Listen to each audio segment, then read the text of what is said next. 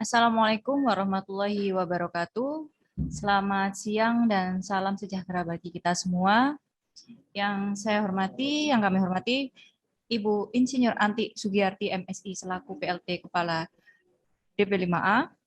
Yang kami hormati Bapak Anto Handiono SPMM selaku Kepala Bidang Kesejahteraan Keluarga. Yang kami hormati Ibu RR Nurul Rahmawati SHMM selaku Kepala Ketahanan Keluarga beserta staf.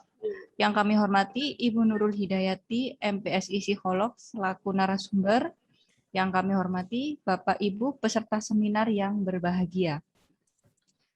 Puji syukur, Alhamdulillah kita semua dapat berkumpul secara virtual pada kegiatan webinar Parenting Umum Puspaga Kota Surabaya dengan tema Membudayakan Curhat dengan Orang Tua Sedari Dini pada hari ini, Kamis 12 Agustus 2021 dalam keadaan sehat tanpa ada halangan satu apapun.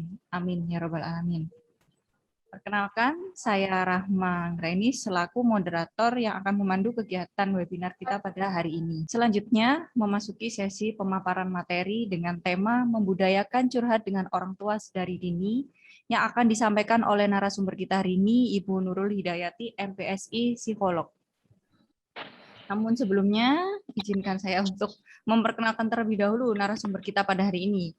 Beliau adalah ibu dari 3 orang anak, merupakan salah satu tim psikolog dari Puspaga Surabaya. Beliau juga aktif mengajar di Fakultas Psikologi Universitas 45. Selain itu, beliau juga seorang penulis.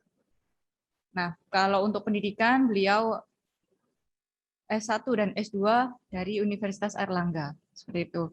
Nah, sebelum kita persilakan Bu Nurul untuk memaparkan materi, mungkin kita bisa sesi foto bersama terlebih dahulu. Kepada para peserta bisa menyalakan videonya atau kameranya untuk kita melakukan foto bersama.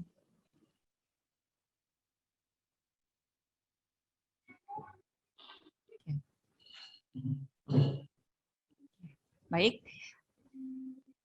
1, 2, 3.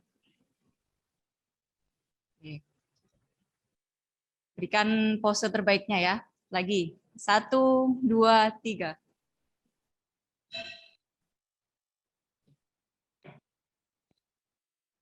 Lagi. 1, 2, 3. Oke. Baik. Sesi foto bersamanya sudah. Yes. Saya ingin menyapa terlebih dahulu Bu Nurul. Bu Nurul, Assalamualaikum. Waalaikumsalam warahmatullahi. Sehat Bu Nurul? Alhamdulillah. Suaranya mudah-mudahan jelas ya. Alhamdulillah kalau di sini jelas sekali Ibu. Suara saya juga jelas di tempat Bu Nurul? Oh jelas sekali, suaranya Mbak Rahma jelas banget. Siap. Sudah siap ya Bu ya untuk memaparkan materi insya Allah. Tema kita hari ini membudayakan curhat sedari dini gitu ya, curhat pada orang tua tentunya. Nah, pasti di sini pengen tahu ya Bu ya, apa namanya curhat itu apa sih, terus kenapa sih kok curhat pada orang tua itu menjadi penting gitu ya Bu ya, salah satunya. Iya, benar. Kalau bukan dengan orang tua siapa lagi gitu. Tentunya pasti kalau dari kecil pengennya orang tua itu ingin anak itu curhat. Kita sebagai orang tua ingin anak menjadikan kita sama sebagai kita gitu ya, terbuka sama kita. Nah, seperti itu Ibu. Mungkin bisa dijelaskan oleh Bu Nurul tentang tema kita hari ini. Monggo Ibu, saya persilakan. Ya. Tadi bantu screen sharing ya dari situ, oke? Ya, baik Ibu. Baik. Ya, baik, saya sapa dulu semua yang sudah hadir pada siang hari yang cerah ini. Assalamualaikum warahmatullahi wabarakatuh. Selamat siang semuanya. Mudah-mudahan semuanya sehat ya. Alhamdulillah. Seperti Mbak Rahma yang memakai jilbab merah cerah gitu, begitu suasana hati kita pada siang hari ini. Semangat 17-an Bu, menuju. Semangat 17 Agustus 45. Baik. Seperti judulnya, membudayakan curhat dengan orang tua dari dini gitu ya. Mungkin di slide show ya. Pertama yang awal-awal itu di skip boleh ya, ada beberapa slide untuk pembuka. Oke, baik. Ini di next slide. Oke, next slide. Kita siap belajar bareng tentu saja. Senyumnya jangan lupa ya, supaya semakin cerah hati kita hari ini. Next slide.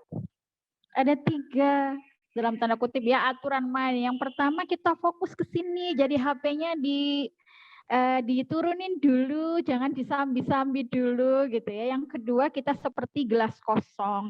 Gelas kosong itu berarti siap menerima informasi, menerima hal-hal yang baru gitu ya.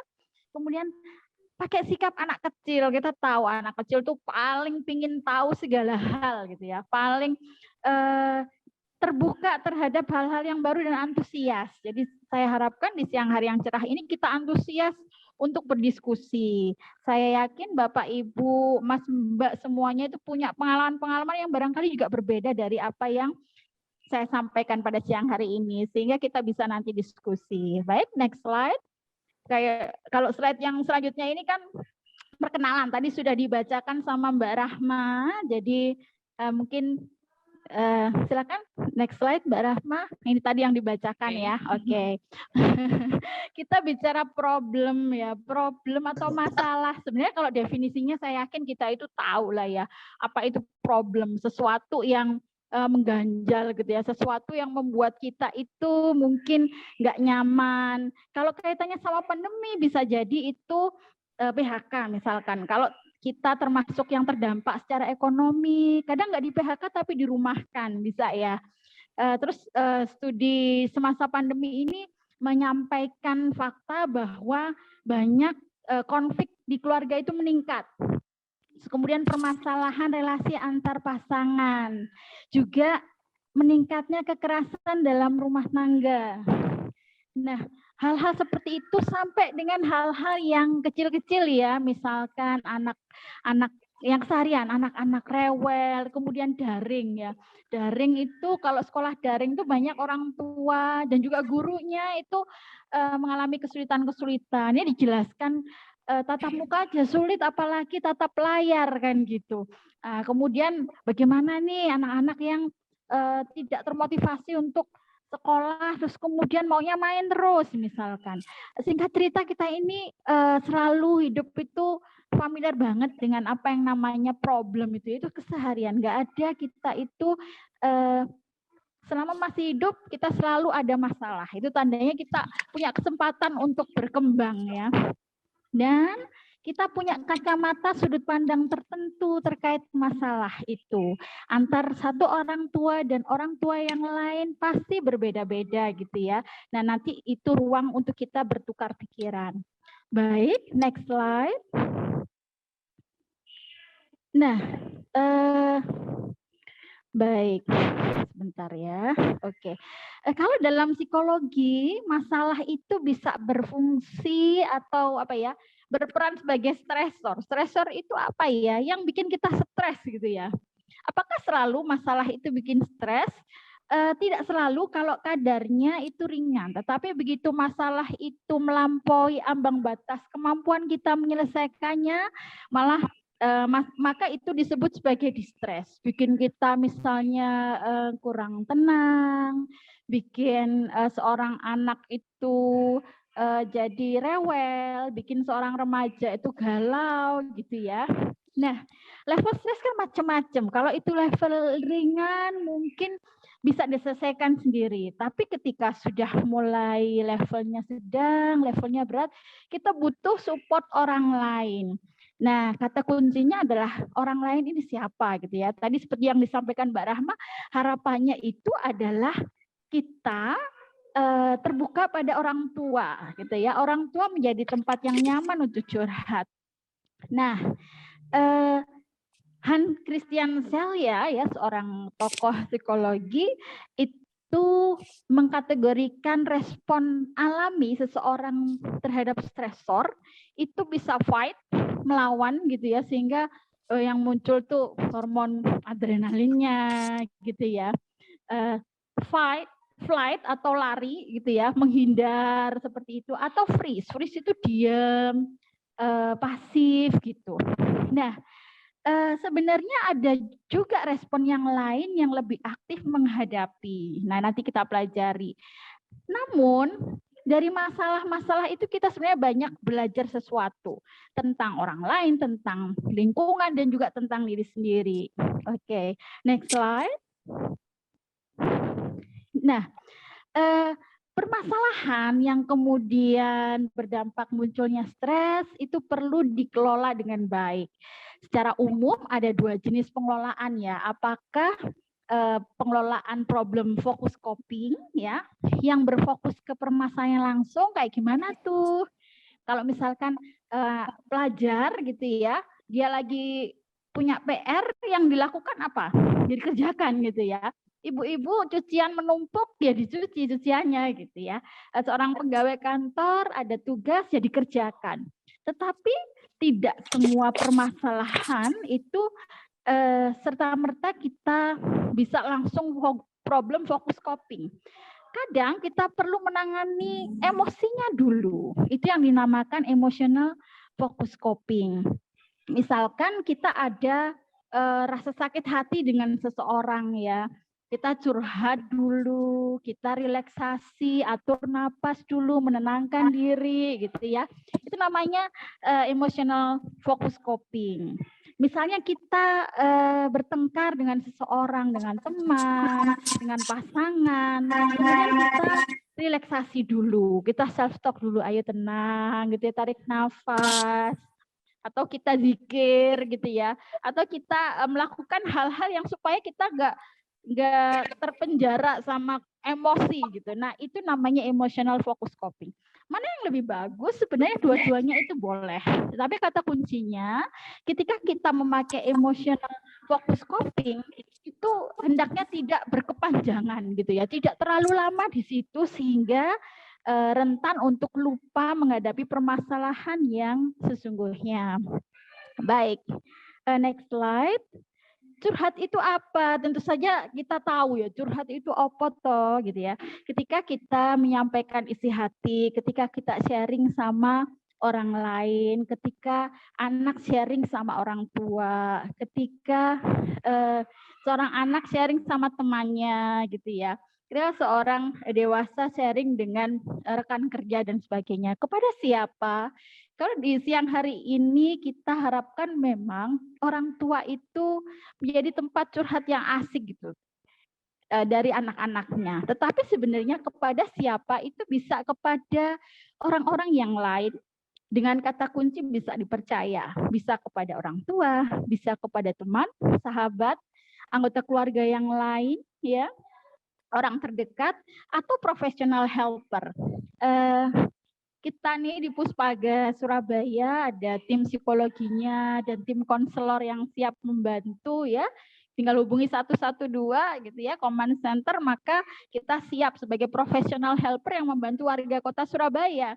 Nah, kata kuncinya ini orang-orang yang bisa dipercaya, orang-orang yang bisa nyaman untuk curhat, dan orang-orang yang menawarkan dukungan atau support secara utuh gitu ya, secara baik. Baik, next slide. Next slide ini sama kayaknya dengan sebelumnya, bisa di skip. Baik, next. Ya, jadi langsung ke slide. Nah itu, mengapa butuh curhat benar. Curhat ini sepertinya sederhana ya. Kita sangat familiar dengan istilah curhat yuk gitu ya. Bahkan jadi salah satu tagline public figure ya di televisi itu. Nah, mengapa sih kita butuh curhat? Salah satunya adalah orang tuh nggak bisa selalu single fighter gitu ya, menjadi lone ranger. Kita butuh support dari orang-orang lain. Kita butuh kekuatan tambahan. Tidak selalu kita itu berada di atas atau peak performance, benar-benar bisa menyelesaikan segala permasalahan. Manusia itu kan makhluk sosial ya. Kita butuh saling membantu, butuh bantuan orang lain. Dan membutuhkan bantuan itu bukan berarti suatu yang negatif, tetapi sesuatu yang terkait dengan kesadaran diri. Ketika kita tahu ada alarm bahwa oh saya butuh bantuan, itu berarti kita punya self awareness. Berarti kita tahu kapan kita itu memang sudah waktunya curhat. Kapan kita itu sudah waktunya untuk sharing dengan orang lain gitu ya. Oke, yang kedua, orang lain yang kita ajak curhat itu bisa memberikan berbagai sudut pandang. Harapannya orang tua itu memang pastinya memiliki kelebihan pengalaman. Kalau terkait pinter, anak-anak sekarang jauh lebih pinter-pinter ya. Kalau saya merasakan sendiri ya, generasi digital ini luar biasa. Generasi alfa apalagi, tetapi pengalaman itu hal yang berbeda. Itu diperoleh dari kehidupan yang dalam rentang waktu sudah puluhan tahun ya. Itu ada unsur kebijaksanaan, ada unsur pemaknaan dan lain-lain. Yang itu adalah suatu hal yang bisa di-sharingkan, bukan sebagai satu-satunya solusi, tetapi untuk berbagi wawasan. Oke, kemudian secara emosi, orang yang disupport orang lain, ketika curhat dia didengarkan, ketika dia butuh masukan diberikan sudut pandang yang lain, dia nggak merasa sendirian. Nggak merasa sendirian itu penting ya, karena beberapa orang yang kemudian stresnya kemudian berkepanjangan, kemudian dia makin tertekan, makin menarik diri, itu ada unsur dia merasa sendirian. Nah, ini merasa sendirian ini bahaya juga, ada alarm bahaya karena ketika kita merasa ada orang yang menyayangi, ada orang yang peduli, biasanya itu sendiri sudah meringankan stres yang sedang kita rasakan. Oke, memperbaiki mood tentu saja. Kalau kita sedang bad mood, rasanya pingin marah atau kita sedih gitu ya, sedang berduka, kalau ada orang lain itu bisa membuat mood kita lebih baik. Menurunkan stres juga demikian mekanismenya. Ketika kita stres, kita rasanya ada beban gitu ya.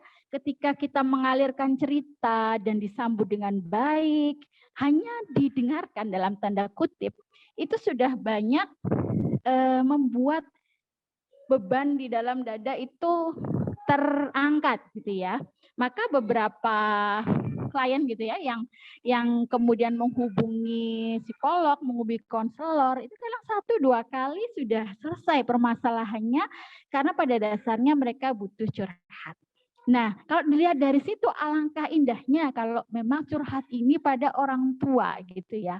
Tapi nanti kita akan lihat bahwa memang tidak sesimpel itu. Kadang ada blocking antara anak dan orang tua sehingga itu menghambat ya komunikasi antara anak dan orang tua. Dan curhat ini memang bagus banget untuk mental health, untuk well-being kita, untuk positive well-being kita, kesejahteraan psikologis kita.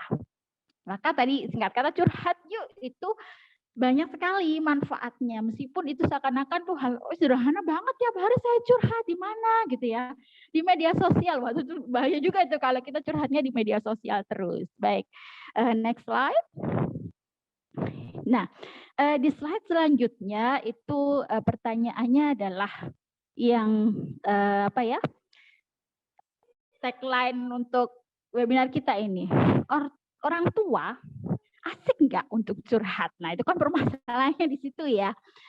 Ada yang akan menjawab, ya, berarti Anda sangat beruntung kan gitu ya. Orang tuanya asik untuk curhat. Itu suatu support yang luar biasa. Karena memang realitasnya tidak semua orang tua tuh kemudian asik untuk curhat menurut anak-anaknya gitu. Nah, ada beberapa sikap yang penting supaya kita itu asik untuk curhat. Nah, oke. Kita lihat ya, kita kupas satu-satu. Terbuka. Terbuka itu kayak gimana ya, gitu ya. Terbuka itu sama dengan yang tadi kita di awal ketika masuk webinar ini. Yang namanya terbuka itu kita membuka diri untuk semua informasi, semua keluhan, semua perilaku gitu ya. Sehingga kita nggak buru-buru memberikan, itu terkait sama ada non-judgmental di situ ya. Nggak buru-buru memberikan respon negatif. Misalkan nih, ada seorang anak gitu datang ke orang tuanya, kemudian dia curhat, Bunda, aku loh ditembak sama temanku, misalkan gitu. Ini anak masih umur taruhlah 12 tahun gitu.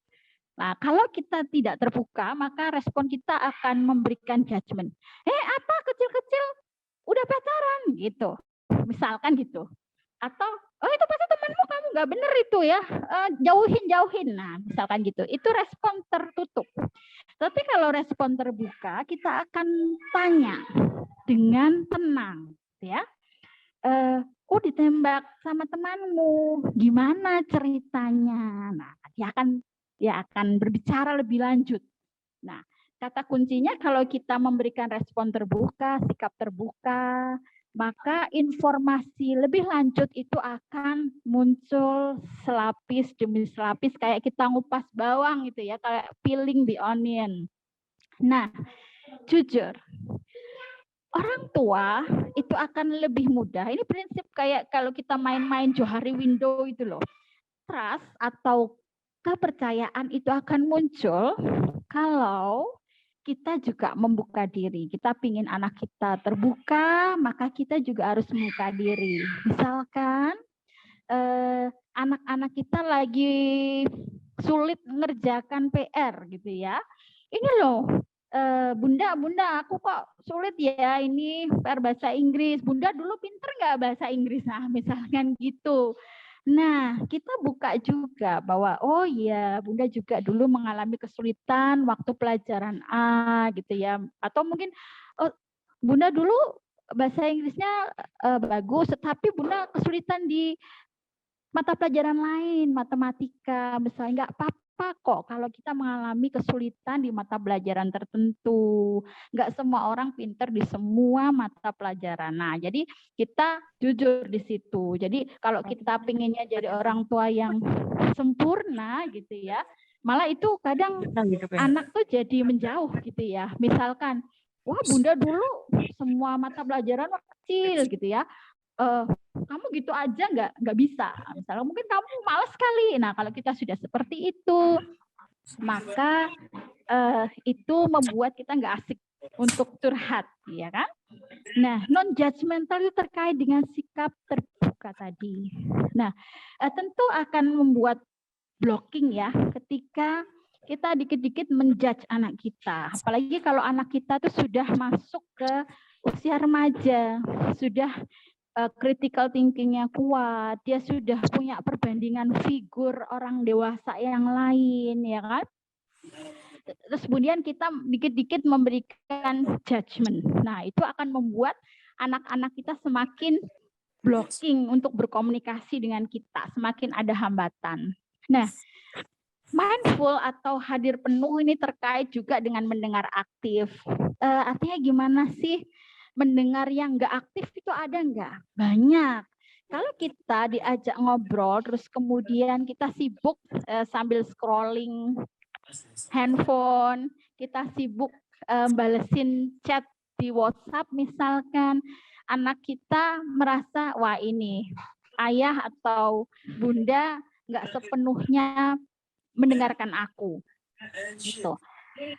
Ciri mendengar aktif adalah memberikan respon yang sesuai. Jadi kalau kita mendengar selintas lalu, terus kemudian kita iya gitu. Begitu anak kita bilang asik, wah itu apa ya tadi saya iyain gitu, kita jadi bingung sendiri gitu ya.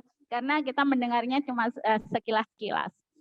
Nah, empati itu tidak memerlukan suatu hal yang berarti kita setuju ya kalau empati. Tidak selalu. Empati itu bagaimana kita bisa merasakan apa yang terjadi pada orang lain. Kalau misalkan anak remaja kita patah hati, kita nggak perlu larut di sana ikut nangis bersama misalkan. Tidak perlu, tetapi kita kan punya pengalaman ya, kecewa, sedih, itu pengalaman-pengalaman universal. Nah, kalau anak kita patah hati, kita bisa berempati dengan kata-kata misalkan, oh iya mungkin ibu nggak benar-benar tahu apa yang kamu rasakan, tetapi ibu juga pernah mengalami kekecewaan apa gitu, atau ayah bisa membayangkan betapa sedihnya kamu karena kehilangan orang yang kamu sayangi. Jadi kalimat-kalimat yang seperti itu yang diucapkan dengan sepenuh hati itu akan membuat anak-anak makin dekat sama kita. Boleh Mbak Bu Peduli. menawarkan bantuan? Boleh Misalnya banget. apa yang bisa Ibu bantu untuk meringankan kesedihanmu Tentu, misalnya kayak gitu? tentu. Oh. Itu adalah salah satu kalimat yang malah membuat apa ya, anak-anak biasanya akan merasa nyaman. Terlebih kalau anak kita sudah beranjak remaja sih ya. Oke. Hanya menawarkan, bukan memaksakan. Jadi kadang-kadang kan kalau memaksakan itu beda lagi. Misalkan, ayo pokoknya kamu gini lah. Kayak kita merasa lebih tahu daripada yang punya masalah gitu ya. Kamu harusnya gini gitu ya. Nah itu Itu berarti beda perlu lagi. dibedakan ya Bu ya, menawarkan sambil memaksakan atau mencoba untuk apa ya, terbuka pada anak, mencoba untuk berbagi beban gitu ya Bu ya. Benar. Khawatirnya Jadi kalau mungkin Ibu bisa bantu, kamu coba gini deh, kayak gini kayak gitu ya Bu. iya. Jadi itu kata kuncinya memang kita ini mengutamakan perhatian ke si anak, kebutuhan anak atau kebutuhan kita sendiri. Kalau yang sesudah sesi curhat yang lega, justru kitanya mungkin kita sibuk sama perasaan kita sendiri gitu. Jadi mestinya yang lebih lega itu yang curhat atau si anak ini. Jadi kalau kita rasanya yang mendominasi, yang lebih banyak ngomong adalah orang tuanya, berarti kita sedang menasehati, bukan berfungsi sebagai tempat curhat, tapi kita sedang memberikan instruksi mungkin. Yang harus kamu lakukan itu sesuai pengalaman ayah dan ibu adalah 1, 2, 3 gitu ya. Ini berarti instruksi. Nah itu yang bikin anak malah, aduh, males. salah deh aku kayaknya, salah milih tempat curhat gitu ya. Dan yang poin terakhir itu adalah bisa dipercaya, ini penting banget. Misalkan kita dicurhatin, terus kemudian kita bagi-bagi tanpa seizin si anak, kita ceritain ke teman-teman kita, maksudnya teman orang tua gitu ya. Nah itu akan membuat anak tuh berpikir 2 kali, 3 kali untuk curhat lagi. Kok sepertinya ya, ayah bunda ini kok malah ember bocor gitu ya. Jadi kemana-mana gitu. Baik. Nah, oke, next slide. Kapan sih waktu untuk curhat?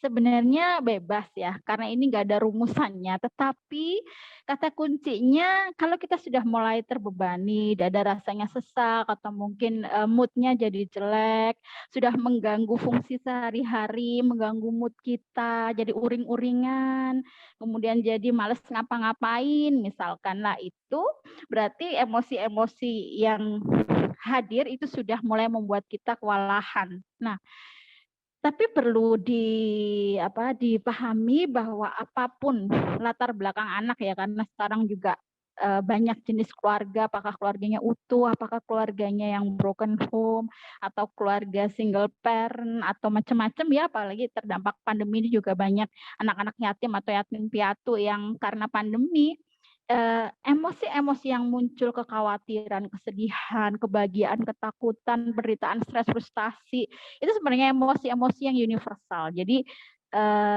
tidak perlu berkecil hati bagi anak atau remaja yang dari keluarga yang tidak utuh karena satu dan lain sebab, bahwa emosi-emosi itu sebenarnya universal. Apakah kemudian dengan kondisi khusus itu mengalami emosi-emosi negatif terus? Tidak. Sebenarnya semua anak dan remaja juga mengalaminya. Hanya mungkin tantangannya menjadi berbeda ketika support group itu tidak utuh atau orang tua itu tidak ada berfungsi dua-duanya sebagai tempat untuk mensupport kita. Oke, next. Nah, harapannya respon yang tadi ya, fight, flight, dan freeze, itu lebih berubah menjadi respon yang lebih adaptif, yang aktif coping, yang disadari. Karena itu kan respon-respon respon-respon sistem limbik gitu. Jadi respon-respon amigdala, respon-respon otomatis yang terpicu tidak disadari. Tetapi kalau kita mengasah cara-cara yang lebih sadar ya, lebih aktif, lebih terlibat, maka respon-respon yang tadi di low frekuensi, kalau katanya David Hawkins itu ya, kecemasan, ketakutan, kemarahan, itu kita geser menjadi respon-respon yang di high frekuensi, lebih tenang, relax gitu ya, lebih bersemangat, lebih compassionate, lebih penuh kasih sayang. Nah, pada intinya semua itu bisa dipelajari. Orang tua yang tangguh dan sebagainya itu tidak tiba-tiba tangguh gitu ya. Seseorang yang resilient itu tidak tiba-tiba resilient. Mereka juga pernah mengalami kegagalan, mengalami emosi-emosi yang membadai, kegalauan, trauma mungkin ya. Kalau trauma sih nggak semuanya, tapi konflik, kehilangan itu merupakan bagian dari wajah-wajah manusia ya, dari berbagai zaman itu ya terjadi. Nah, pada intinya kita semua bisa belajar untuk resilient, bisa belajar untuk beradaptasi terhadap kondisi-kondisi sulit dan bangkit kembali. Nah, oke. Next. Kalau dalam kaitannya dengan tangguh, resilient ya, itu salah satu fungsinya curhat sebenarnya. Kalau orang itu mengenali kelemahan, kita bisa istilahnya kayak yang quote-quote itulah, sesuatu yang what doesn't kill you makes you stronger kan, misalnya gitu ya. Kalau kamu dipukul 7 kali bangkit 8 kali gitu ya. Gitu. Jadinya kita mesti semangat. Nah, untuk semangat untuk membuat anak-anak kita, remaja kita itu strong, pastikan keluarga kita menjadi protective factor. Jadi jangan jadi risk factor. Kalau risk factor itu kan faktor resiko ya. Keluarga kita nggak nyaman untuk curhat. Keluarga kita tuh panas aja gitu ya, penuh konflik. Nah, itu jadinya risk factor. Tapi kalau keluarga kita protective factor, kita mendukung anak-anak ini untuk kalau jadi di rumah nyaman, kalau diajak ngobrol asik gitu kan.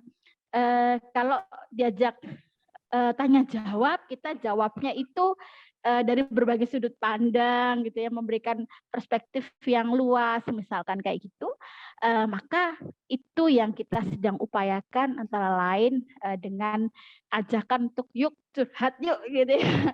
Oke, next slide.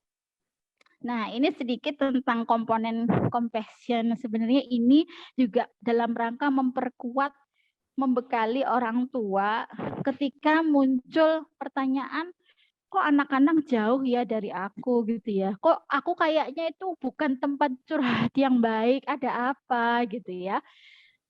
Ada 3 komponen dalam compassion, dalam kasih sayang ya. Self kindness. Pertanyaan sederhananya, sudahkah kita sebagai orang tua itu baik sama diri kita sendiri? Baik sama diri kita sendiri tuh gampang-gampang susah gitu ya. Contoh, kalau kita butuh istirahat, kita istirahat enggak gitu. Kalau kita waktunya lapar, makan enggak, atau jangan-jangan kita sibuk meladeni ya, melayani keluarga tapi lupa sama diri sendiri gitu ya. Kalau punya hobi, pernah nggak meluangkan waktunya untuk hobinya gitu ya. Oke. Kadang ada teman-teman yang misalnya, aku tuh aja suka renang loh Bu, tapi nggak sempet terus repot sama anak misalkan gitu. Nah, sama itu urusan perlu. rumah tangga sudah repot, nggak sempet me time gitu ya. Iya. Nah, itu maksudnya self kindness itu seperti itu. Common humanity ya. Jadi dalam aspek compassion itu, kalau anak kita punya sesuatu masalah, sebenarnya pasti kita tuh juga punya masalah yang serupa. Nggak persis sih, karena itu we are an ocean in a drop, katanya Jalaluddin Rumi itu sebenarnya. Kita itu sebenarnya sama pengalaman emosinya. Kalau misalkan anak kita mengalami kegagalan di mata kuliah tertentu, matematika lah atau apa, tapi kebetulan bapaknya ini jago matematika gitu, jadi kemudian agak kurang empatinya. bisa kita geser ke loh iya, oke aku matematika jago nih, tapi aku kurang jago bahasa Jepang misalnya gitu. Jadi kita mestinya ada kesamaan gitu. Jangan dicari perbedaannya terus sehingga kita dapatnya adalah mengkritik terus sama anak. Tapi kita juga pasti ada kelemahan lah sehingga kita lebih mudah empati sama anak-anak kita. Mindfulness itu bagaimana kita hadir ya, hadir benar-benar sehingga kita apa ya, kalau sama anak tuh nyambung. Ya, cara gampangnya itu kalau kita ngobrol jangan disambi-sambi kan gitu. Kalau kita dicurhatin kita benar-benar dengerin kayak gitu. Nah, kenapa kok sulit?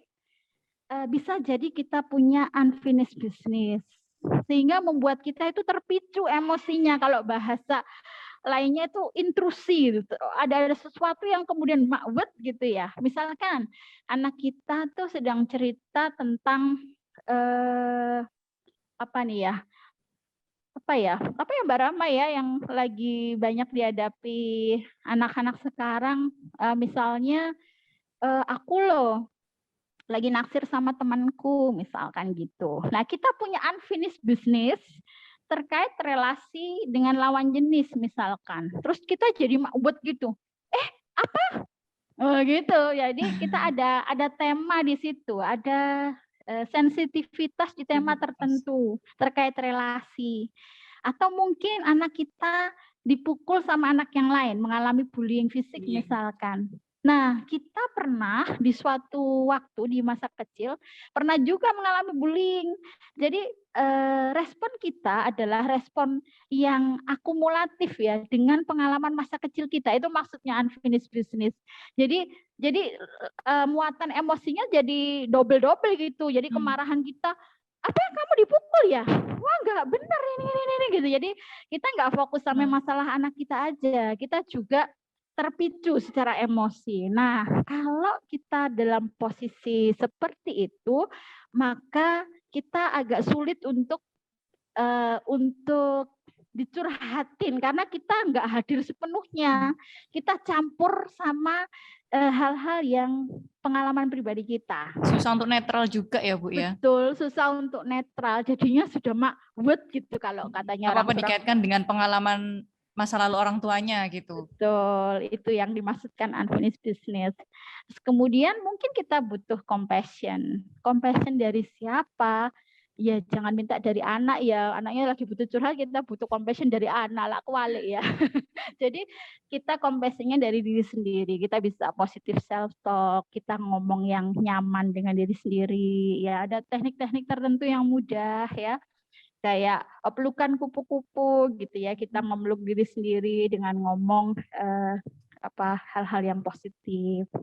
Butuh reparenting. Kalau reparenting memang teknik tersendiri ya, tapi intinya kalau kita merupakan dalam tanda kutip ya korban dari pengasuhan yang kurang ideal dari orang tua kita, dan itu mungkin ya kan, karena kita nggak bisa ya menuntut orang tua kita yang mungkin udah sepuh-sepuh mestinya gini enggak, tapi kita bisa mengasuh diri sendiri, itu maksudnya kita bisa menyayangi diri kita sendiri, memberikan kebutuhan-kebutuhan yang belum pernah kita peroleh.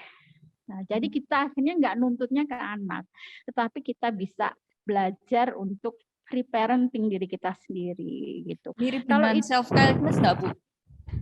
Iya, sebenarnya itu saling terkait sih, saling terkait. Jadi itu salah satu upaya supaya orang tua itu nggak gampang terpicu.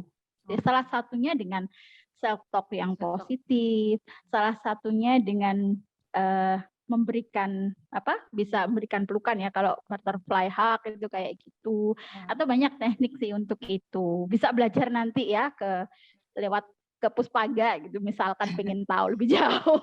Gitu ya. Misalnya untuk reparenting bisa termasuk juga ini nggak Bu, konseling keluarga gitu nggak Bu? Misalnya bisa melibatkan orang tua kita yang dulu gitu, misalnya kakek neneknya gitu ya Bu ya, itu masih bisa diberlakukan juga nggak Bu? Atau memang lebih ke ya diri kita sendiri ini yang perlu diperbaiki gitu. Iya, sebenarnya lihat kondisi sih, tetapi tidak menghadirkan orang tua pun bisa. Jadi bisa pakai teknik, kalau di psikologi itu kayak teknik kursi kosong gitu teacher ya. ya. Orangnya nggak ada, tetapi kita coba berpindah-pindah peran ya. Kata-kata apa sih yang pingin kita dengar dari orang tua kita? Misalnya gini, aku ini kenapa sih ya kok sangat ingin membuktikan sesuatu. Apa sih yang ingin ku dengar dari orang tuaku ya? Sangat ingin membuktikan sesuatu, misalnya gini, juara 1 rasanya masih kurang. Kalau bisa itu juara 0,0 berapa gitu ya. Pokoknya kurang terus gitu. Sebenarnya aku tuh pengen membuktikan sesuatu lah. Kita bisa tanya ya dengan teknik-teknik tertentu, misalnya kursi kosong ya. Kita memerankan orang tua, memerankan diri kita sendiri. Terus kita tanya sebenarnya apa sih yang ingin aku dengar. Ternyata mungkin ingin dengar adalah ujian dari orang tuanya. Itu banyak loh kasus seperti itu. Jadi ingin dengar bahwa nak, kamu tuh hebat. Kamu itu udah keren lah di mataku. Jadi pengen dengar tertentu dari ayah atau ibunya. Nah, ketika dia mengucapkan itu, ya, pada dirinya sendiri, tetapi sebagai perwakilan dari orang tua, figur orang tua, itu rasa kelegaannya, itu rasa apa ya, diakuinya kehebatan yang dia ingin tunjukkan itu kemudian membuat unfinished business-nya selesai. Ya memang ada yang butuh waktu agak panjang ya, ada yang cepat. Tetapi itu penting untuk dilakukan. Tentunya Dan butuh bantuan profesional ya Bu ya. Ya kalau yang seperti itu butuh bantuan profesional seperti iya. Tapi mungkin nggak sih Bu M-Teacher sendiri gitu? Maksudnya tanpa dipandu oleh profesional. Lebih bagus dibantu oleh profesional memang. Kalau Lebih dapat M-Teacher. feel-nya gitu Bu ya. Betul. Kalau dilakukan sendiri, mungkin setelah satu sesi sama profesional mungkin dia bisa praktek sendiri. Oke, itu. Baik, kita lanjut ya. Di slide yang ke-17, yang terakhir, ini sekedar meng-highlight pesan-pesan yang di slide-slide sebelumnya ya. Kita perlu acceptance ya, menerima baik kondisi kita ataupun anak kita apa adanya. Nah, itu kata kunci supaya anak itu nyaman ya.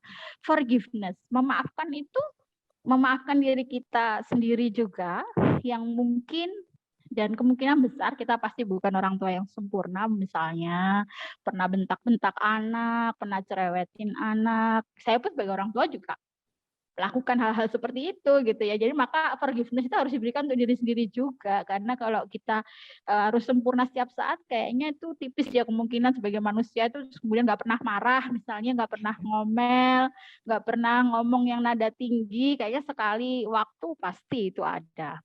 Nah, kalau kita maafkan diri sendiri, kita lebih gampang memaafkan anak. Kata kuncinya itu memang dua arah. Nah, loving kindness tadi Mbak Rahma juga sudah menyampaikan tadi di awal. Nah, ini terkait banget sama yang kita bahas sebelumnya ya.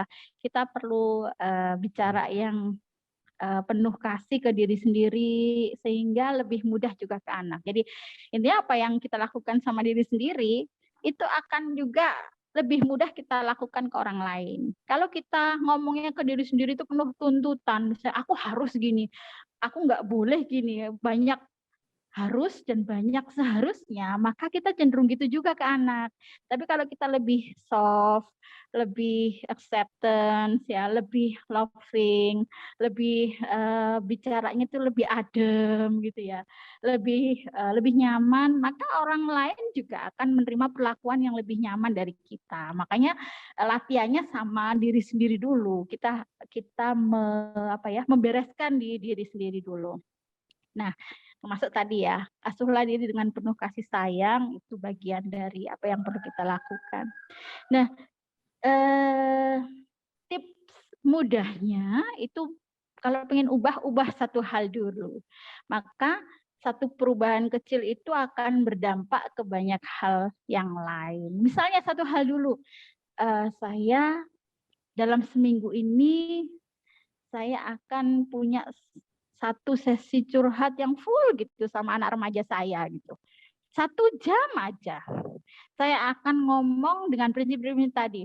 terbuka, tidak menghakimi, saya akan dengar penuh, saya akan fully attention, hadir, saya nggak akan menilai macam-macam dan saya nggak akan mengkritik. 1 jam aja seminggu, kita coba lihat bahwa itu akan sangat berdampak ke banyak hal lain. Jadi targetnya nggak usah terlalu drastis gitu ya. Aku nggak akan pernah marah. Aku pokoknya sesudah parenting Puspaga ini, aku akan jadi orang tua yang kayak malaikat. Waduh, nggak usah gitu ya. Kita mulai dari hal yang kecil dan hal yang realistis gitu ya, yang bisa kita lakukan.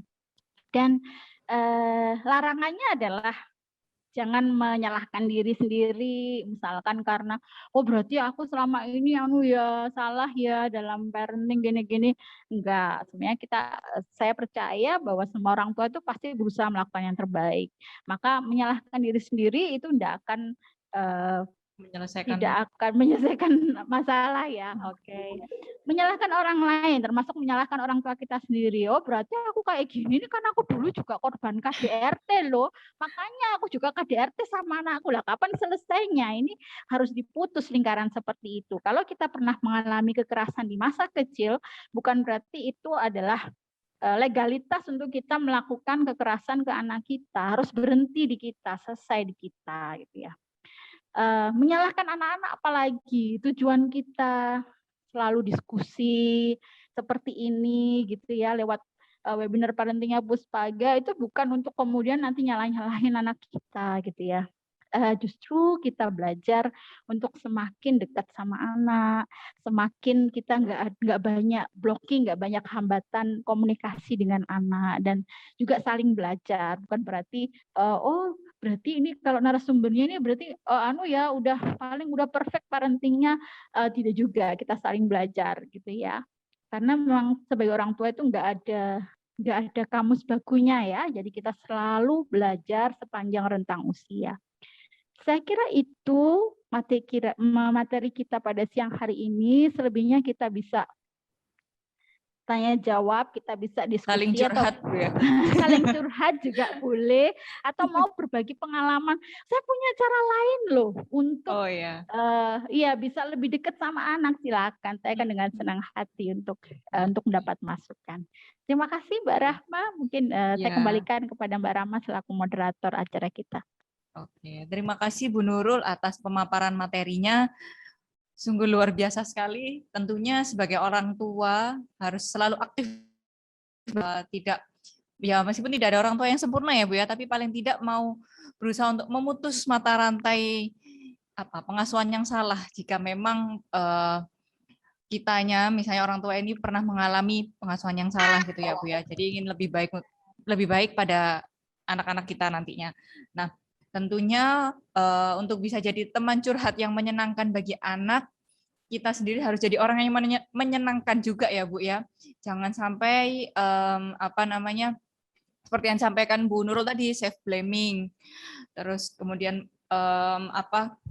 punya unfinished business yang tidak diselesaikan sampai akhirnya berdampak pada anak kita seperti itu. Nah, mungkin tidak perlu berlama-lama, ada peserta di sini mungkin yang ingin berbagi cerita, berbagi pengalaman, atau mungkin ingin tanya-tanya ke Bu Nurul seputar tema kita hari ini, membudayakan curhat pada orang tua sejak dini.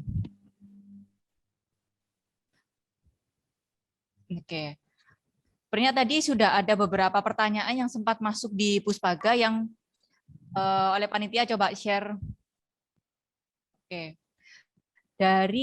Yang pertama ini dari Desi Zahrotul, 24 tahun, seorang guru. Bu, saya punya murid TK. Nah, saat pembelajaran, ketika guru menjelaskan di kelas, ekspresinya menjadi takut dan keluar air matanya. Lalu ketika ditepuk dari belakang, responnya kaget dan ketakutan. Kiranya stimulasi apa yang perlu diberikan kepada murid ibu saya? Terima kasih. Bagaimana Bu Nurul mungkin bisa menanggapi? Baik ya. Dari Ibu dari Bu Desi Zahrotul ya. Ya, ini kan jadi murid privat gitu ya. Iya. Oke. Iya, memang kalau kita ingin tahu apa yang sekiranya kita bisa lakukan ke seorang anak, apalagi usia prasekolah, kita harus tahu cerita itu secara lengkap gitu ya.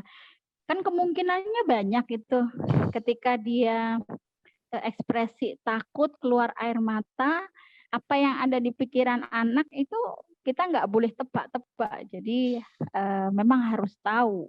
Nah, Cari tahu ya Bu ya. betul, harus cari tahu. Lah yang cari tahu itu bisa orang tua, itu yang paling memungkinkan sebenarnya.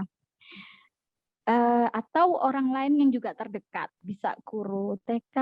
Memang ada kelemahan ketika saat ini nggak bisa tatap muka ya. Jangan-jangan anak sejak TK awal dia sudah daring, jadi belum terjalin ya kelekatan sama gurunya itu loh. Iya, Maksudnya bisa kan kadang jadi, Bu. ada, bisa jadi sudah setahun lebih ketika anak ini masuk TK sudah posisi daring, kadang anak-anak itu merasa belum kenal gurunya. Berarti kira-kira siapa lagi yang bisa dekat? Mungkin guru privatnya malah lebih dekat daripada guru sekolah, karena kalau guru privat biasanya ketemu di rumah, tapi kalau guru sekolahnya murni lewat tatap layar ya, bukan tatap muka. Nah, kalau memang Bu Desi adalah orang yang termasuk dekat dengan si anak, bisa digali pelan-pelan. Jadi mungkin saat sesi les privat, dijak ngobrol-ngobrol, atau mungkin sambil anak itu main, bisa ya bisa ditanya, bisa lewat cerita-cerita yang lain ya, nggak langsung. Kalau tanya sama anak prasekolah itu kan bukan seperti sesi curhat dengan remaja, kan beda. Jadi sambil main-main, kira-kira tercetus nggak sesuatu yang membuat dia takut. Atau kita tanyanya muter gitu, misalkan kita tanya hal-hal yang dia sukai dulu. Kamu paling seneng itu ngapain, main apa misalnya, film yang kamu sukain apa gitu ya. Nanti kita geser-geser sedikit. Ada nggak film yang bikin kamu takut misalkan gitu.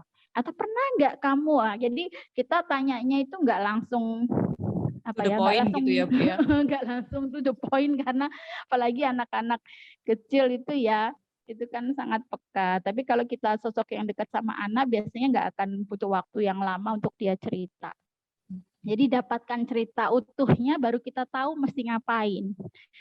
Gitu. Kadang yang memicu itu juga bukan hal-hal yang negatif kadang, tetapi kadang memang untuk kasus-kasus tertentu itu memang hal-hal yang agak ekstrim. Nah, kalau kita punya kekhawatiran atau kita punya intuisi bahwa ini ada sesuatu yang masalah, nah kita memang perlu melengkapi semua ceritanya sehingga kita nggak salah persepsi gitu.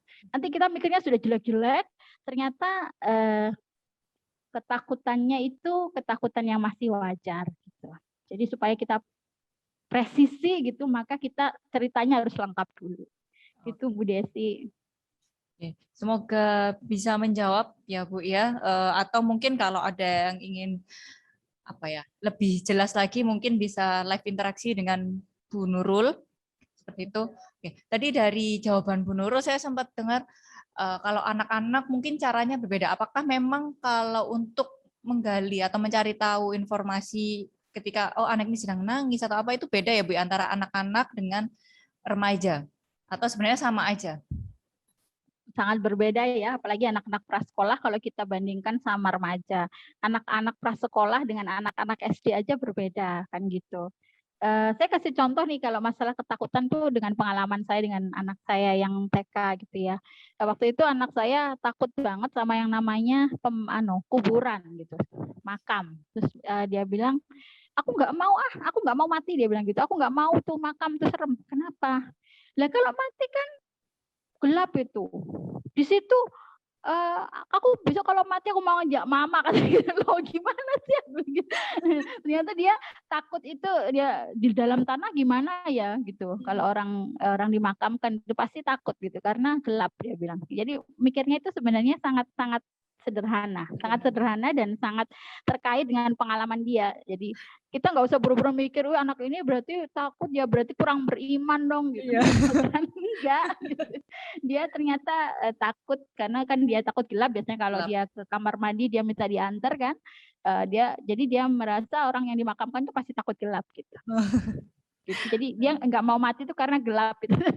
Maunya ngajak mama, waduh, ngajak mama ya.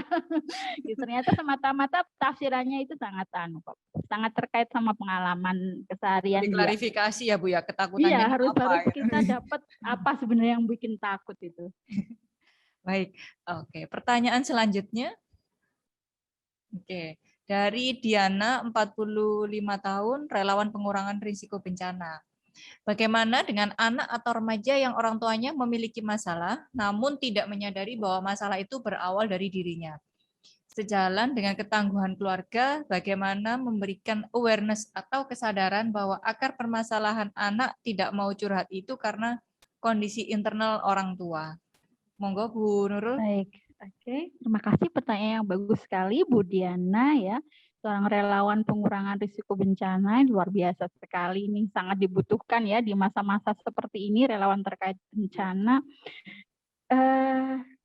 Iya, ya memang untuk anak-anak yang memiliki blocking untuk cerita ya, dia nggak mau digali, dia resisten, dia menolak untuk curhat, itu biasanya permasalahannya memang relasi dengan orang terdekat. Kalau kita bicara relasi orang terdekat berarti dengan orang tuanya. Nah, bagaimana memberikan awareness ke orang tua itu memang tidak mudah sih ya. Orang tua dengan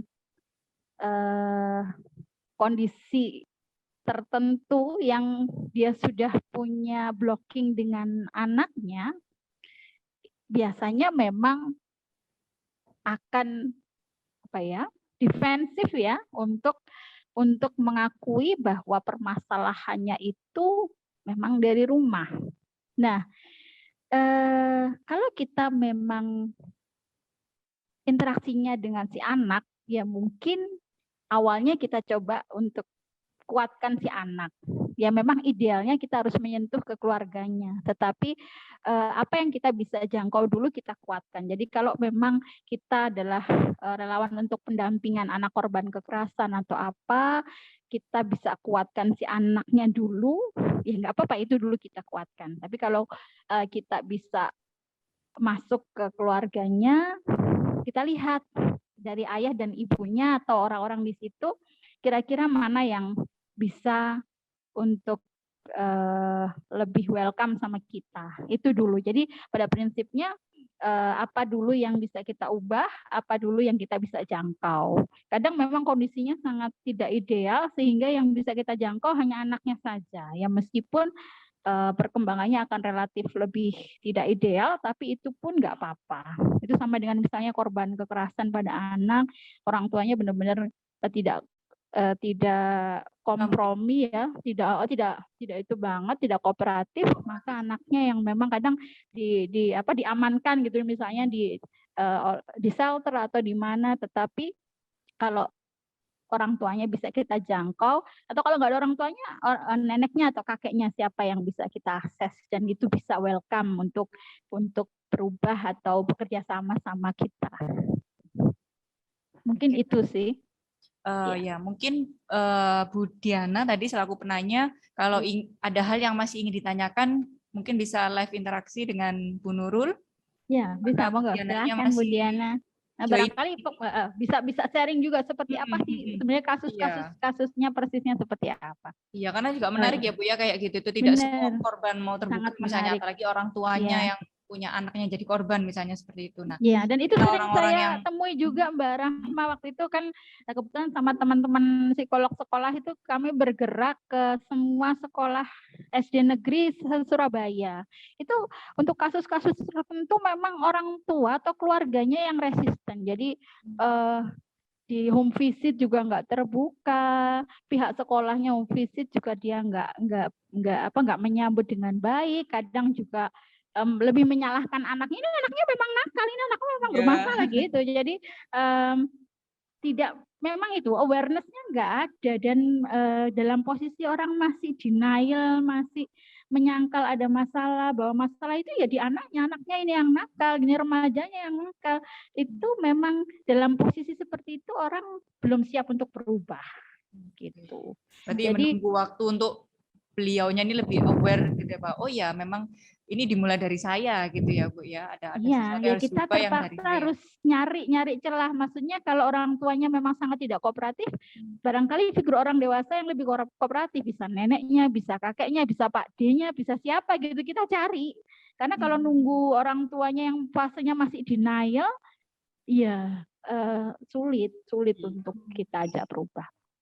Oke, ya. Bagaimana Bu Diana? Apakah ingin live interaksi dengan Bu Nurul? Boleh, boleh, Silakan, Mbak. Bu Oke, Diana. baik. Silakan Bu Diana. Iya, terima kasih banyak Bu Nurul atas penjelasannya. Saya kira itu kasus yang klasik sekali ya dari saya mulai sekolah dulu SD, SMP, SMA pasti akan dijumpai orang tua yang semacam itu. Dan saya dalam perjalanan saya sekarang ini malah saya melihatnya itu justru lebih banyak gitu Bu yang seperti itu gitu. Karena ya memang karena perkembangan ini ya sosial kita semakin ke sini orang tua dua-duanya bekerja gitu. Jadi semakin mental blocking itu jauh semakin besar, apalagi ada pengaruh juga dari internet atau segala macam. Jadi kan kadang-kadang orang tua itu nggak bisa lihat kehidupan anaknya di dunia digitalnya gitu, sehingga jauh lebih mudah untuk menyalahkan seperti itu.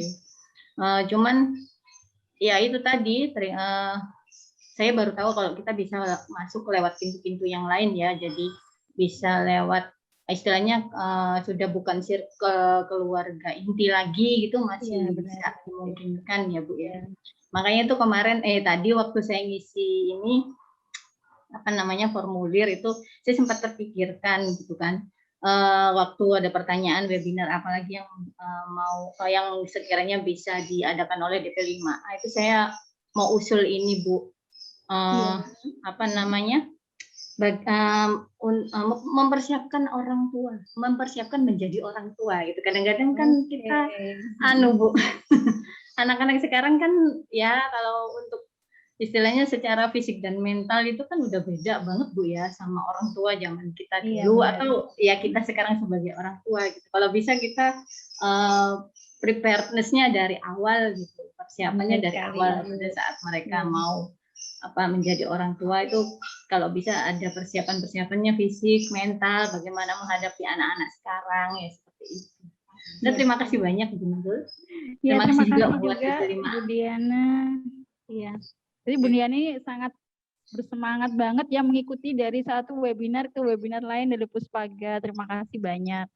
Dan memang di sharing-sharing seperti ini saya juga dapat banyak masukan ya dari Bu Diana tadi. Berarti luar biasa kiprahnya di lapangan tuh sudah banyak ya Bu ya untuk membantu anak-anak yang sedang bermasalah gitu ya. Ya memang kita sesama relawan pun juga saling berbagi sih Bu, saya dan teman-teman itu juga saling melengkapi karena dalam dunia kita sebagai sukarelawanan ya itu pasti satu kasus dan kasus yang lain kan yang dihadapi teman-teman itu beda. Jadi kita sifatnya itu bukan ini caraku pasti benar gitu. Justru kita saling sharing seperti ini.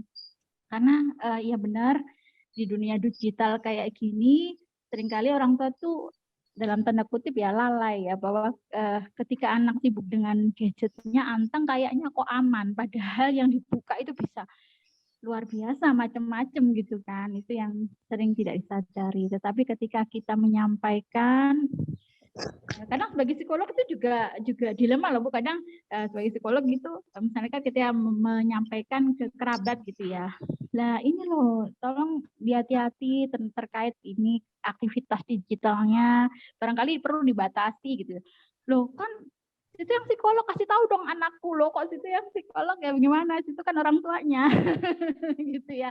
Jadi kita sebenarnya kan partner bekerja sama ya Bu Diana ya, ketika kita membantu orang tua harapan kita orang tua itu teman kita bekerja sama karena sebagai profesional helper ya, psikolog, konselor, terus mungkin relawan yang lain ya, itu kita ini membantu masyarakat. Nah, masyarakat ini perlu bekerja sama, baik itu orang tua, pihak sekolah, kita mestinya saling menguatkan.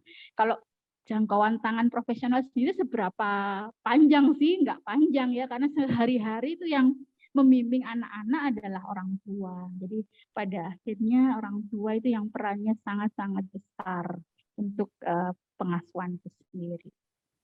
Oke. Terima kasih Bu Diana. Sama ya Bu ya. Iya benar. Professional helper itu tadi kalau misalnya menemukan satu kasus yang sama, mungkin bisa saling bekerja sama. Terus selain itu juga tentunya kerjasama juga dengan orang tua si anak itu sendiri untuk menyelesaikan masalah. Itu. Iya. Bu Diana, apakah ada lagi yang ingin disampaikan? Cukup Bu, saya kira. Terima kasih banyak. Iya, terima kasih banyak juga untuk Bu Diana atas pertanyaannya. Ada pertanyaan selanjutnya, nah dari Aisyah, 32 tahun PNS. Bu psikolog, bagaimana jika sebagai orang tua tidak selalu bisa meluangkan waktu untuk curhat?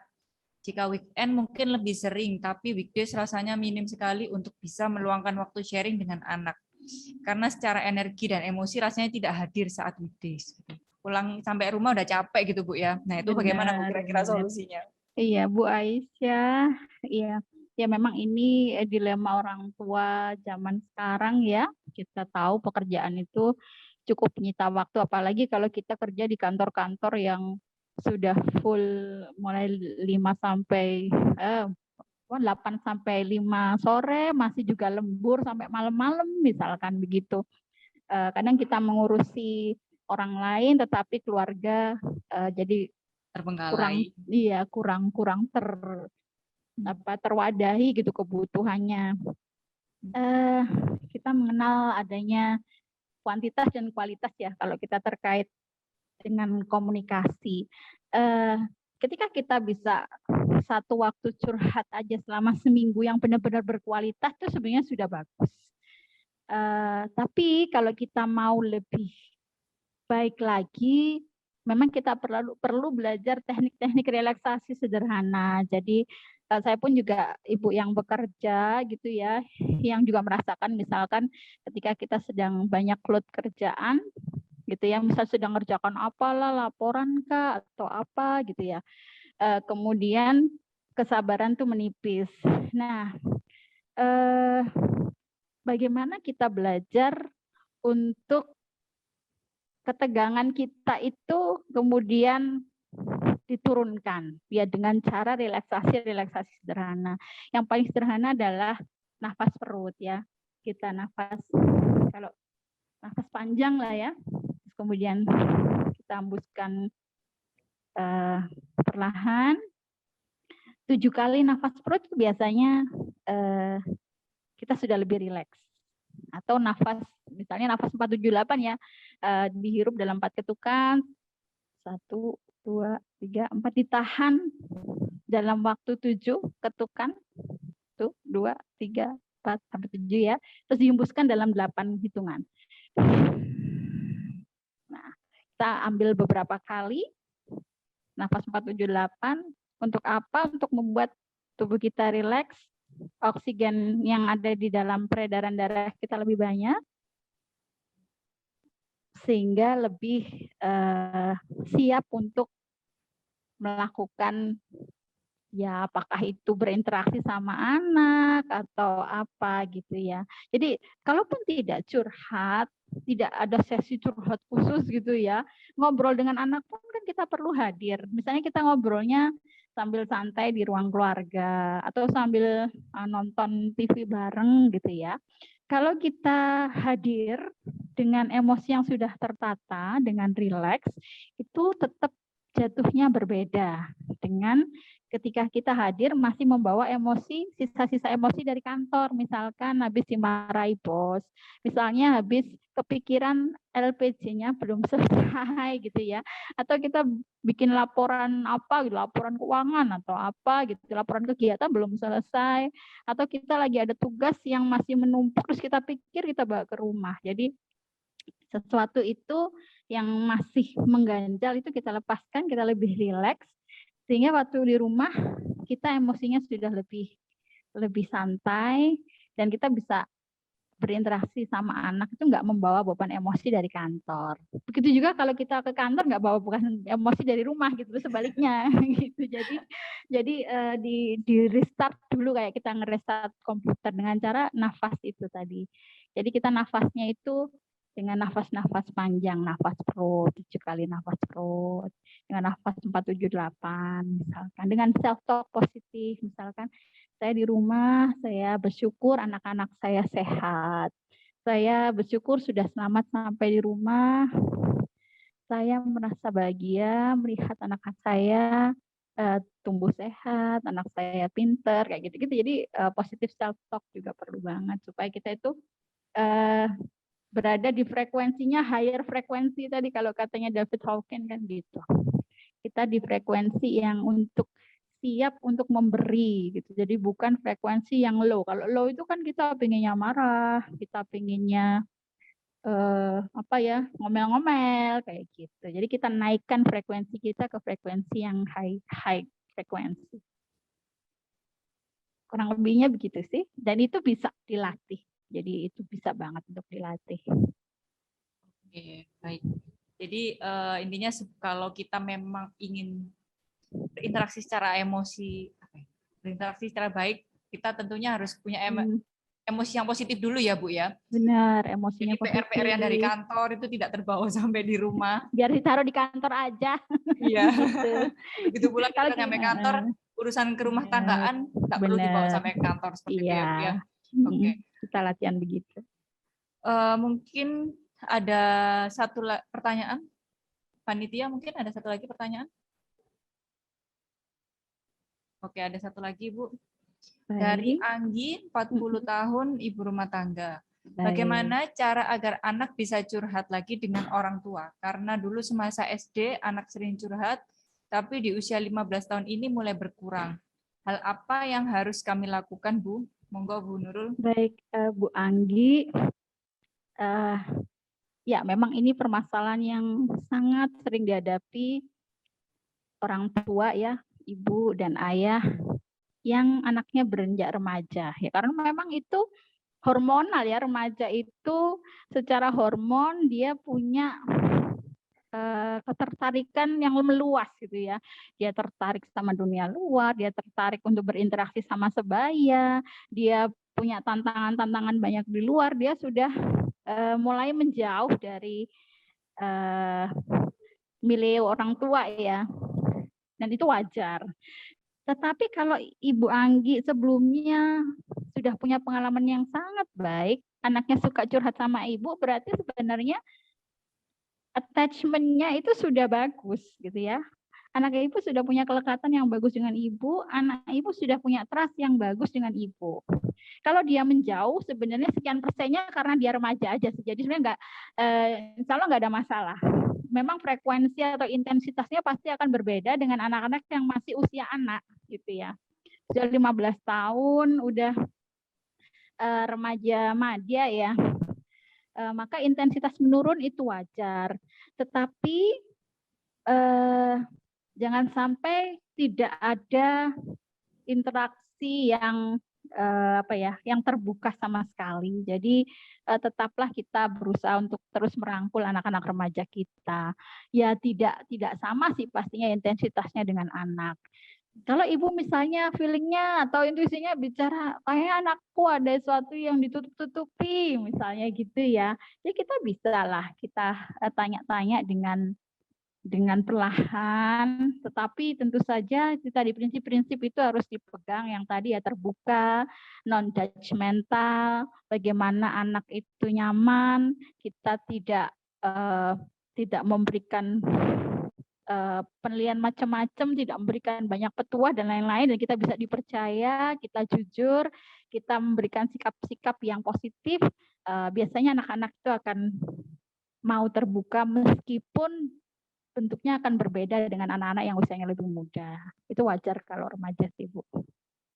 Mungkin kira-kira waktu yang tepat untuk apa ya, Bu ya, PDKT gitu. PDKT lagi antara orang tuanya ini dengan si anak remaja ini gitu, Bu. Ada baiknya memang kita tahu gitu apa yang disukai anak-anak kita, dan kalau memang itu suatu hal yang baru bagi kita, ada baiknya juga kita belajar. Misalnya gini, game itu kan nggak selamanya negatif gitu ya.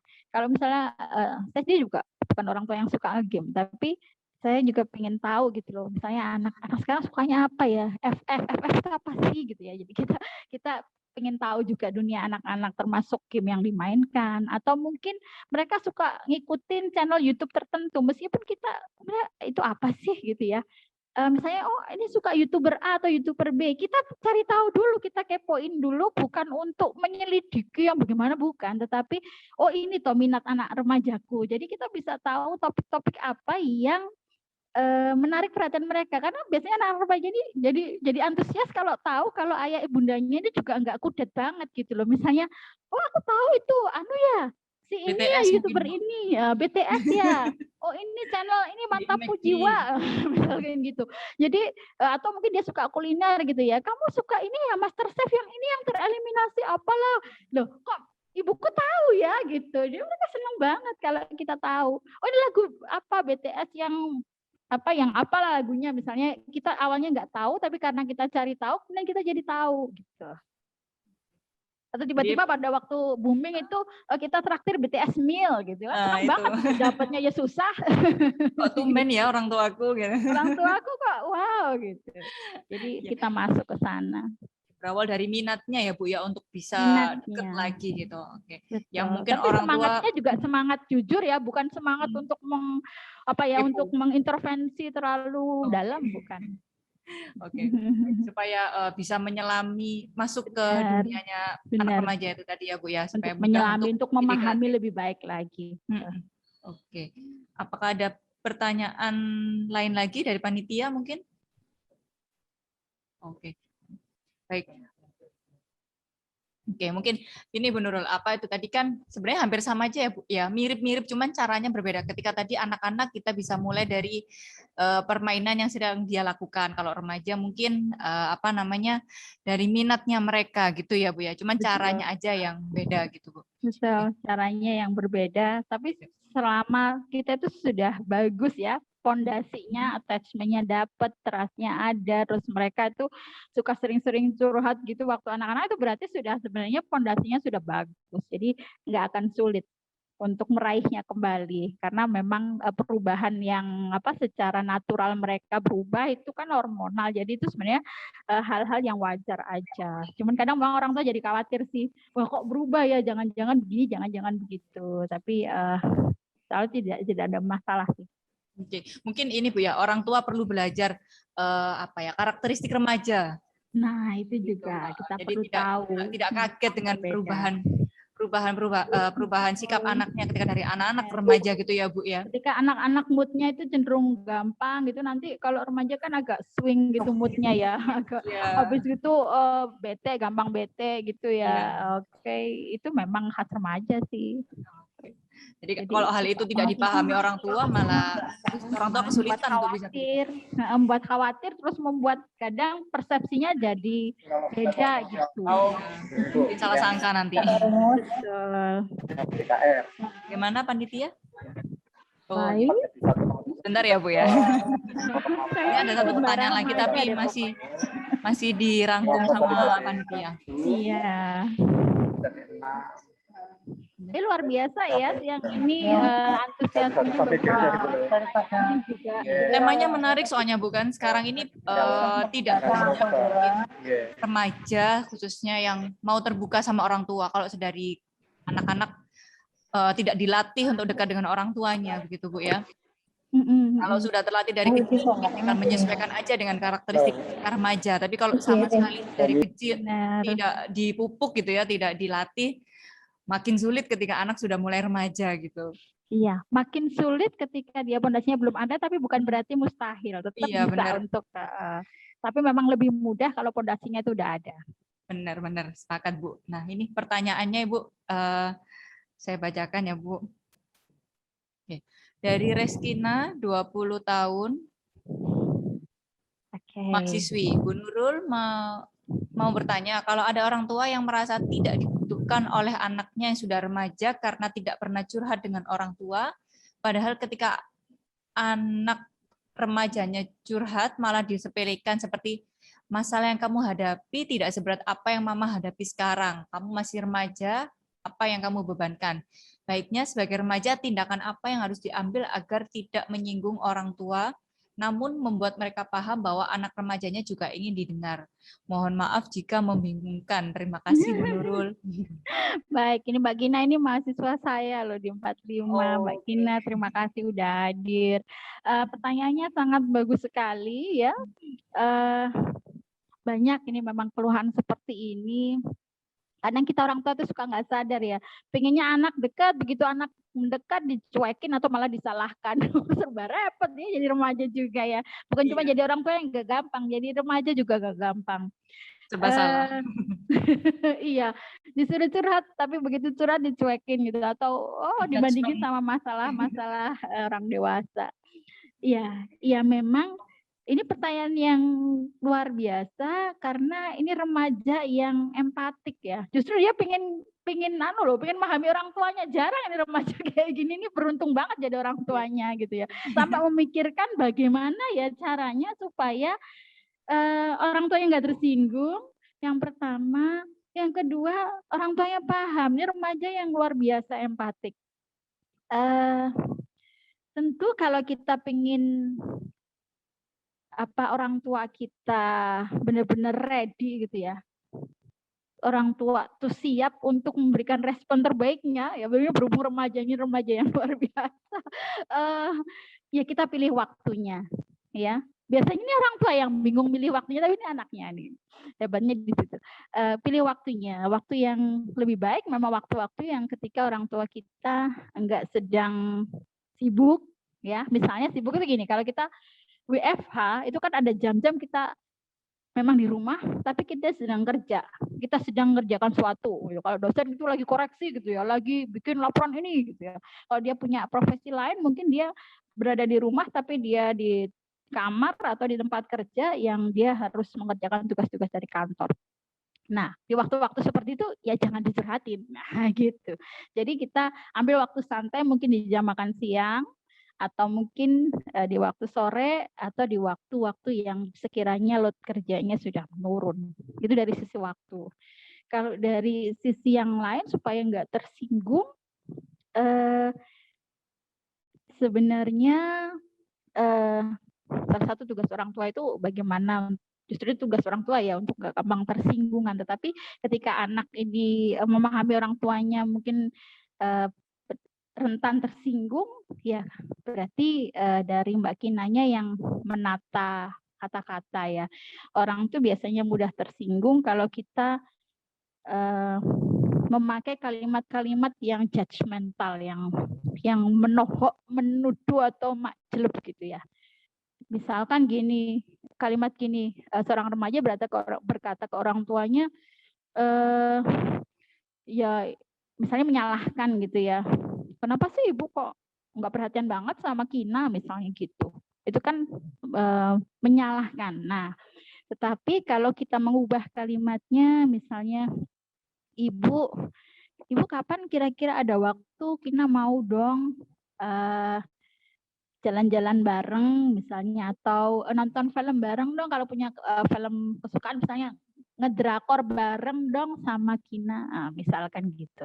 Atau kapan kita ada waktu, biasanya kan kita suka olahraga bareng, jalan-jalan keliling kompleks sambil ngobrol-ngobrol, misalkan gitu. Jadi mengubah kalimat itu sangat mungkin juga mengubah respon dari orang yang kita ajak ngomong. Gitu. Jadi yang pertama pilih waktunya, yang kedua tata atau atur cara bicaranya. Kalau itu masih belum cukup membuat orang tua kita nggak emosional, berarti orang tua memang banyak PR-nya. Jadi itu sebenarnya bukan tugas Anda untuk membuat orang tua itu terbebaskan dari beban-beban emosinya. Jadi berarti orang tua banyak unfinished business. Jadi ya diterima aja apa adanya, bahwa oh ya memang orang tua aku berarti banyak unfinished business-nya. Itu adalah kewajiban beliau untuk menyelesaikannya, bukan kewajibannya anaknya. Jadi yang terakhir adalah menerima apa adanya. Jadi kalau aku sudah menata gini masih juga kena semprot, berarti masalahnya bukan di aku dong. Gitu. Jadi diterima aja. Dalam forgiveness terapi itu ada suatu cara, yaitu memberikan kita memvisualisasikan ya orang tua seperti hadir dan kita doakan, kita berikan harapan terbaik. Jadi justru kita memberikan kata-kata terbaik, doa terbaik, visualisasi terbaik. Nah, itu caranya. Bisa jadi dia akan berubah dengan harapan positif kita yang terus dipertahankan. Jadi jangan menyerah ya. Gitu. Jadi kita tetap berpandangan bagus ke orang tua kita doakan, kita tetap sayangi, tetap hormati. Bisa jadi karena sebab lain nanti mereka juga akan berubah. Oke. Jadi tanggung jawab kita adalah kita berproses dengan baik dengan diri kita. Kalau misalnya orang tua tetap responnya tidak seperti yang kita harapkan, ya itu berarti ada tugas secara individu dari ayah dan ibu kita. Jadi itu kita terima aja, kita terima dan kita doakan gitu ya supaya mereka juga berproses dengan baik. Ya, terima kasih Bu Nurul atas penjelasannya. Mungkin Mbak Rizkina ada yang ingin ditanggapi atau cukup? Apabila ingin ada yang ditanggapi, mungkin live interaksi atau mungkin Bisa. ada peserta lain yang ingin bertanya, mungkin Silahkan, yang masih ingin bertanya dengan Bu Nurul. Silahkan. Mbak Kina boleh kalau mau live interaksi atau yang lain silahkan. Oke. Berarti Sudah tetap cukup, Bu. Baik, terima kasih Mbak Rizkina. Itu tadi kalau dari jawaban Bu Nurul, pilih waktu yang tepat gitu ya Bu ya. Jangan sampai ketika orang tua sedang sibuk atau sedang dalam kondisi emosi yang tidak baik kita paksa untuk cerita gitu ya Bu ya. Kita paksakan untuk pengen curhat atau berkeluh kesah gitu. Terus juga kata-katanya. Nah, ini kadang kata-kata yang lebih sensitif ya Bu ya. Jangan sampai kita salah ngomong malah akhirnya jadi runyam. Iya, kalau kata-katanya langsung menyalahkan atau kata-kata kamu ya, kata-kata Anda. Tapi kalau kata-katanya dari kitanya, kalimat saya itu kan, oh aku kok ngerasa akhir-akhir ini kita nggak banyak waktu ngobrol ya misalnya. Iya, jadi memang lebih diperhalus lagi lah gitu. Kayaknya perlu belajar sama Bu Nurul ini untuk memperhalus kata-kata ini. Nanti kita privat ya Mbak Gina. Oke, dan terakhir tentunya kekuatan doa ya Bu ya, mau bagaimanapun kita udah berupaya, mungkin dengan doa dari seorang anak, doa terbaik tentunya, orang tua bisa lembut hatinya, bisa mau terbuka sama apa yang disampaikan anaknya, seperti itu. Iya, benar sekali. Mungkin Bu Nurul, waktu kita, ya tinggal sedikit, mungkin Bu Nurul mau closing statement terkait tema kita tentang membudayakan curhat pada orang tua sejak dini. Iya, baik. Ayah Bunda dimanapun berada dan juga semua yang mengikuti webinar Puspaga pada siang hari ini, seperti yang sudah disampaikan tadi, curhat anak dengan orang tua itu sangat penting banget ya. Kalaupun kita selama ini merasa kurang dekat dengan anak-anak kita, nggak ada kata terlambat untuk mulai meraih kembali kedekatan itu. Karena biasanya itu sebenarnya kita dalam waktu-waktu yang sebelumnya kita pernah dekat, ya pernah sering berinteraksi, sering curhat, sering ngobrol, tapi kadang karena kesibukan atau karena banyak hal kemudian itu berkurang, maka sekarang saatnya lah untuk meraih kembali kedekatan itu. Jadi mengingat sangat penting sekali karena tantangan sekarang tuh anak-anak dan remaja sekarang tantangannya justru luar biasa. Kalau tantangannya luar biasa tadi katanya Budianya juga begitu ya. Dari pengalaman beliau sebagai relawan bencana tadi, sayang sekali kalau kita justru nggak mendampingi mereka dengan sebaik-baiknya gitu karena tantangannya itu luar biasa, jauh lebih dahsyat gitu daripada ketika kita remaja atau masih masa anak-anak dulu. Saya kira itu Mbak Rahma. Terima kasih. Terima kasih juga Bu Nurul atas waktunya gitu, atas apa yang sudah dipaparkan tentang tema kita hari ini, membudayakan curhat, karena memang tidak mudah untuk curhat pada orang tua kalau sedari dini tidak dibiasakan gitu. Terus kemudian mungkin sekarang ini anak-anak juga mulai kehilangan figur atau sosok yang bisa mereka jadikan teladan dari tempat curhat gitu ya Bu ya. Mungkin dari sekarang mulai belajar membuka diri untuk jadi tempat ternyaman buat anak untuk bercerita, seperti itu Ibu Nurul ya. Baik, ya sama-sama. Oke. Saya ucapkan terima kasih. Mungkin kita bisa tepuk tangan secara virtual untuk Bu Nurul sebagai bentuk apresiasi kita terhadap Bu Nurul atas waktu dan kesempatan yang sudah mau berbagi ilmunya dengan kita hari ini gitu. Baik, terima kasih Semoga- kembali. Sehat selalu semuanya. Oke, semoga webinar hari ini bermanfaat bagi kita semua dan tentunya semoga kita semua selalu diberikan kesehatan gitu ya Bu ya. Amin. Dan mungkin bisa berjumpa pada kegiatan Puspaga Insyaallah. lainnya gitu. Iya. Saya selaku moderator mewakili tim Puspaga mohon undur diri, mohon maaf apabila ada salah kata ataupun banyak kekurangan, mohon dimaafkan, dan juga ingin mengingatkan bagi peserta yang sudah mengikuti kegiatan webinar hari ini untuk mengisi link presensi. Mengisi presensi melalui link yang sudah dibagikan oleh kita. Oke, terima kasih sekali lagi saya ucapkan. Sampai jumpa kembali di kegiatan Puspaga lainnya. Jangan lupa untuk selalu mengikuti sosial media Puspaga karena akan selalu ada update kegiatan Puspaga. Seperti itu. Terima kasih. Assalamualaikum warahmatullahi wabarakatuh. Waalaikumsalam warahmatullahi wabarakatuh. Terima kasih.